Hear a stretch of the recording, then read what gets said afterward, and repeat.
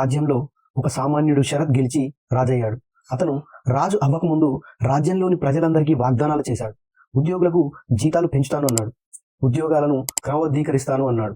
అందువల్ల అతన్ని ప్రజలు నమ్మి రాజుని చేశారు. కానీ ప్రజలకు ఇచ్చిన మాటను విస్మరించాడు. రేపు చేస్తా, మాపు చేస్తా అని ప్రగల్భాలు పలికి ప్రజల్ని మోసం చేశాడు. ప్రజలు అతని మీద చాలా కోపంతో అసహనం వ్యక్తం చేస్తున్నారు. సరైన సమయం కోసం వేచి చూస్తున్నారు. ఆ సమయంలో జనంలోకి మరొక నేత వచ్చారు. అతని పేరు విశాల్. అతను కూడా జనాలకు మాట ఇచ్చారు. మీ ఉద్యోగాలను తొందరలోనే క్రమబద్ధీకరిస్తాను, జీతాలను పెంచుతాను అన్నారు. జనాలు ఈయనను నమ్మి ఇతనిని అత్యధిక మెజారిటీతో గెలిపించారు.